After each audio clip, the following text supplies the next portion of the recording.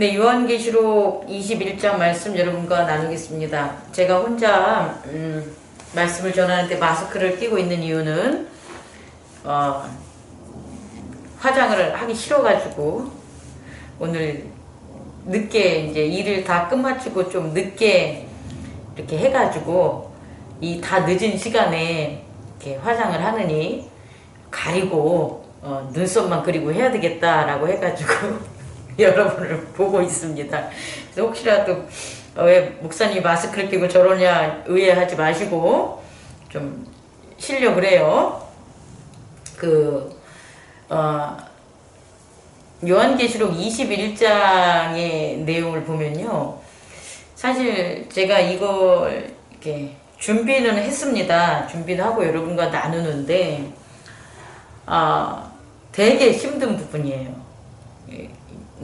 너무 사실상 이걸 어떻게 표현해야 될지, 또 제가 어떠한 깨달음과 어떠한 지각의 혹은 영적 어떤 무엇이 있다고 해도 이 말씀을 전할 수 있을까? 못 전할 것 같아요. 왜 못 전하냐면 21장 1절을 보면 또 내가 새 하늘과 새 땅을 보니 처음 하늘과 처음 땅이 없어졌고 바다도 다시 있지 않더라. 이걸 어떻게 설명을 해야 돼요? 다 모든 게 이제 악이 심판을 받은 거죠. 그러고 나왔더니 어떤 일이 벌어지냐 봤더니 새 하늘과 새 땅인데, 하늘과 땅이라는 구분을 우리가 살고 있는 이렇게 바라보는 물질의 세계의 하늘과 땅으로 볼지 우주적인 측면으로 볼지 전혀 감을 잡을 수 없어요. 그런데 한 가지 알 수 있는 건 뭐냐? 처음 있었던 것들이 없어졌다는 거예요. 바다도 없어졌다는 거예요.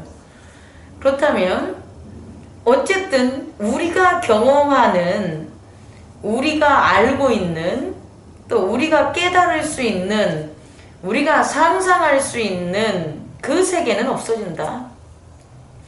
더 이상 상상과 생각과 어떤 경험과 뭐 이런 모든 인간의 사고적, 생각적 그런 거로는 알 수 없는, 형용할 수 없는 그런 세계다. 왜냐하면, 되게 중요하죠. 왜냐하면 우리는 처음 만든 그 세계 하늘과 처음 만들어진 땅에서 경험을 했기 때문에 그것들이 다 사라졌다라는 것을, 그 사라진 후회를 어떻게 추측할 수 있고 가정할 수 있겠냐는 거예요. 그래서 모르겠다. 그런 걸 언급하는 것 자체가 오히려 그게 가장 어쩌면 교만한 게 아닐까. 가장 겸손하다는 것은 이 시점에 와서는 모른다, 알 수 없다, 형용할 수 없다. 왜냐하면 그 세계는 하나님이 온전한 세계이며, 우리 지금 저의 입장에서는 죄가 있고 물질의 어떤 경험적 세계에 살고 있는 저로서는 가히 짐작조차 할 수 없는 그런 영역이기 때문에 그렇게 얘기하고 싶습니다. 두 번째는요. 그런데 이 새하늘과 새 땅, 그 완성된 그 하나님 그리스도의 나라라는 것을 이렇게 살펴볼 때 첫 번째 특징은 이전에 만들어진 처음 만들어진 땅과 바다와 바다는 없어졌다는 게 첫 번째고요. 두 번째는 하늘로부터 하나님께로부터 거룩한 성 예루살렘이 내려왔다라는 거예요. 근데 이 거룩한 성 예루살렘이라는 것은 성정적 의미로 바라본다면 그 성전이 마치 단장한 신부처럼 내려왔다는 거예요. 근데 이제 중요한 사실은요, 그 속에 누가 있냐 봤더니 하나님의 장막이 사람들과 함께 있음에 라는 거예요. 새로운 하늘과 새로운 땅, 하나님의 그 거룩함과 영광이 있는 그곳은 어떻게 설명할 수는 없겠지만 가장 중요한 그 중심이 뭐냐 봤더니 새 예루살렘이라는 거예요. 예루살렘이 허락됐는데 그 예루살렘에 하나님의 장막이 사람들과 함께 있었다는 거예요. 그것에 대한 여러 가지 그 묘사는 여러분들이 이제 읽어보시면 되고요. 근데 이 사람들은 어떤 사람이냐 봤더니 이긴 사람이라는 거예요. 7절 Those who are victorious. 다시 말해 이긴 사람들, 이겨진 사람들. 무엇을 이겼냐 봤더니 죄와 악을 이긴 사람이라는 거예요. 그럼 죄와 악을 어떻게 이겼냐 봤더니 어린 양의 군사들이 돼서 하나님과 그리스도의 제사장이 돼서 그 어린 양의 제단을 상속받고 유업으로 일했던 사람들만 이긴다는 거예요. 그 사람들이 예루살렘에 있다라는 거예요. 근데 세 번째, 그래서 어린 양의 신부는 뭐냐라고 보면 11절부터 내려오는 거룩한 성 예루살렘이라는 거예요. 다시 말해 어린 양의 신부는 예루살렘이라는 거예요. 성전이라는 거예요.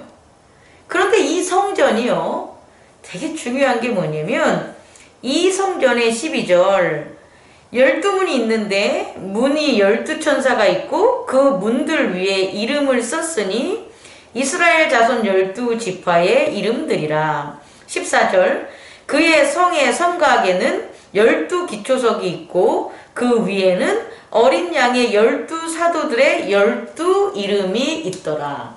상징적인 의미인데요. 어린 양의 신부는 새 예루살렘이고 그 새 예루살렘의 성전과 그 성곽에, 다시 말해 새 예루살렘은 무엇으로 지어졌냐 봤더니 성도들의 이름으로 지어졌다는 거예요. 하나님과 그리스도의 제사장들의 이름이 예루살렘을 지었다는 거예요. 다시 말해 우리가 죄와 악을 이긴다는 것은 결국은 거룩한 어린 양의 제단인데 그 거룩한 어린 양의 제단을 유업으로 그걸 예수 그리스도에게 상속받아 지금 저와 여러분들이 그 유업을 거룩하게 준행할 때에 우리에게는 새 예루살렘의 상속을 받을 수가 있다는 거예요. 그리고 그 새 예루살렘은 우리들의 이름이 써 있다는 거예요. 생명책에 써진 이름들이 그 예루살렘에 있고 그 이름이 있는 자들만 그 성에 사람들은 들어갈 수 있다라는 거예요.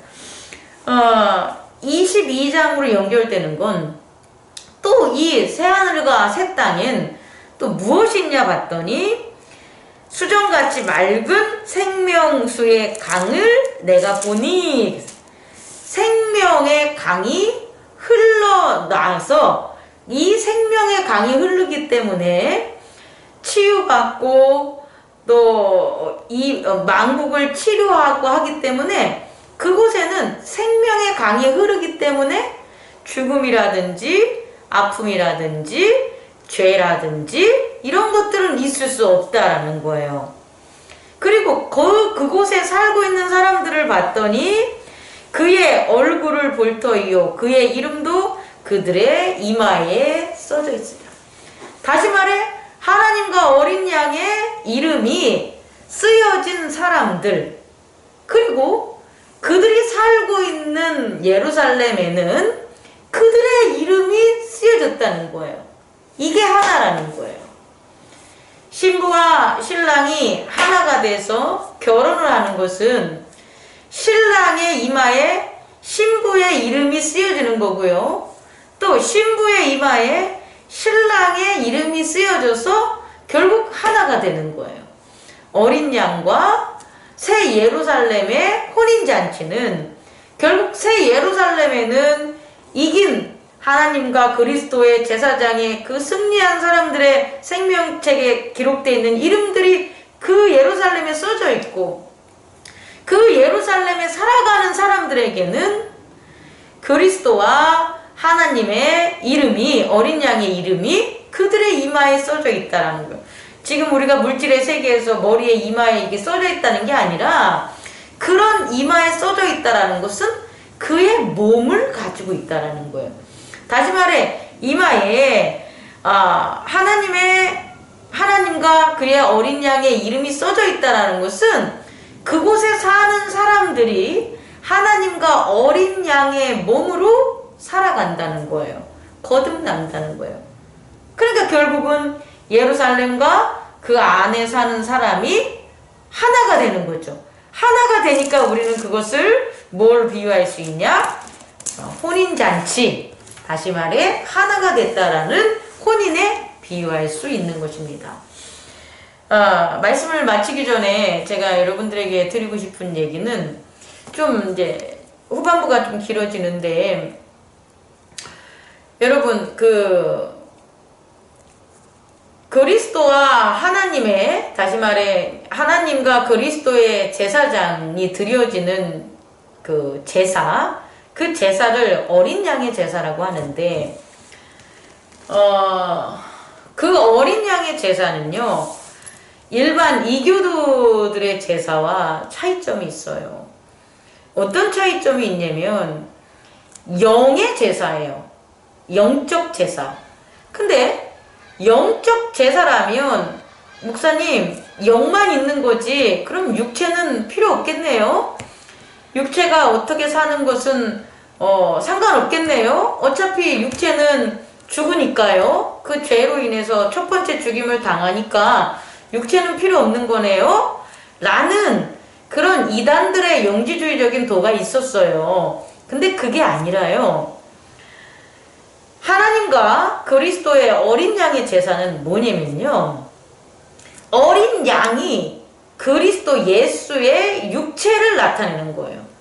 다시 말해 예수 그리스도는요, 그리스도의 제사장이 예수라는 어린 양을 제단에 드리는 거예요.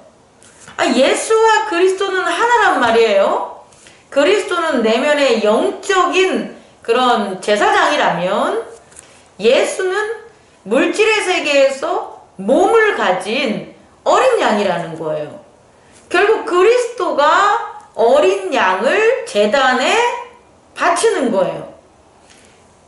인간의 육체가 쓸모없는 게 아니라는 거예요. 세상에서 죄를 짓고 죽임을 당하는 것에는 당연히 쓸모가 없는데요, 이 육체를 하나님께 드림에 있어서는 그게 온전한 제단을 드릴 수가 있다는 거예요. 다시 말해 저와 여러분들이 그리스도의 이 기독교의 핵심은 뭐냐면 어린 양의 제단이에요.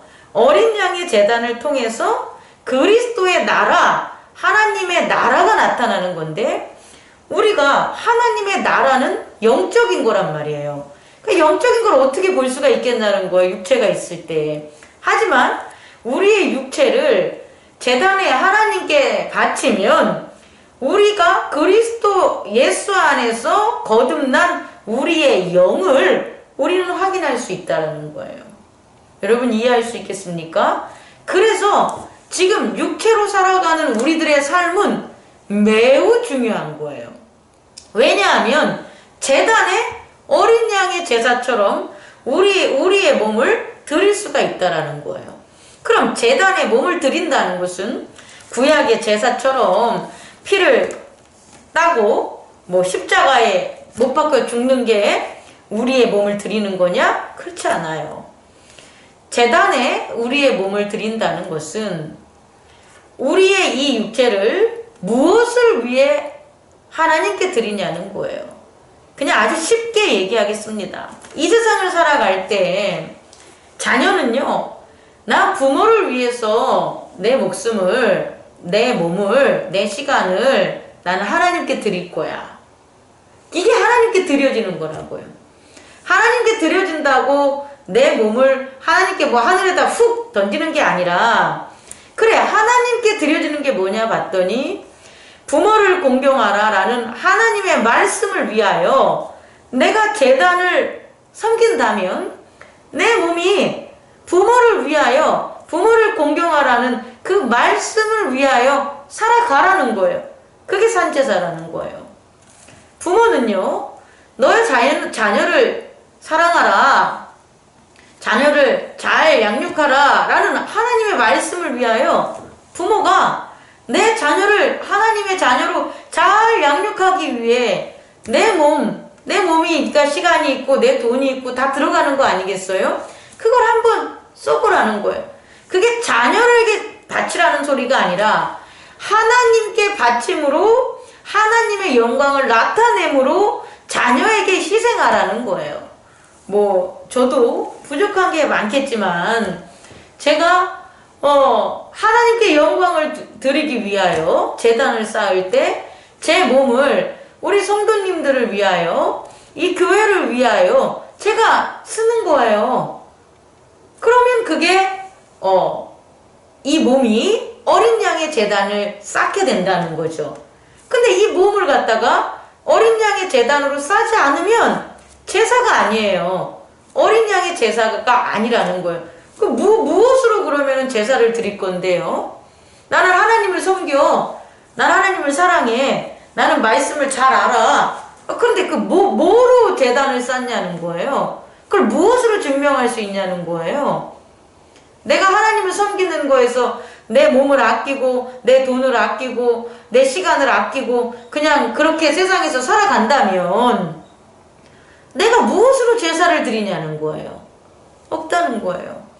우리는요, 이 세상의 모든 사람들에게 동일하게 죄의 육체지만 죄악이나 하나님께 드려지지 않고 쓰는 데는 죄악의 육체가 되지만 그게 아니라 하나님의 영광을 위하여 제가 바치겠습니다 라고 하면 뭘 바칠 수 있겠냐는 거예요. 무엇으로 제단을 쌓을 수 있겠다는 거예요? 우리의 몸밖에 드릴 게 없는 거 아니겠습니까? 우리의 시간밖에 드릴 수 있는 게 없지 않겠습니까? 우리가 뭘 드릴 수 있겠습니까? 우리 모두에게는 하나님의 말씀의 제사를 위하여 어린 양의 제단을 쌓을 수 있는, 지금 우리에게는 우리의 몸이 있고 시간이 있고 인생이 있다라는 거예요. 그것을 드리는 거예요. 그랬을 때 비로소 우리의 영은 하나님을 경배하고 하나님의 나라에 살아갈 수 있다는 거죠. 근데 우리의 몸을 드리지 않고 어떻게 영이 하나님의 나라에 사는지 세상에 사는지 어떻게 구분을 하겠습니까? 구분하지 못하죠. 이 주제에 대해서 끊임없이 저와 여러분이 말씀을 나누고 또 깨닫고 순종하는 귀한 시간 갖기를 원합니다. 감사합니다.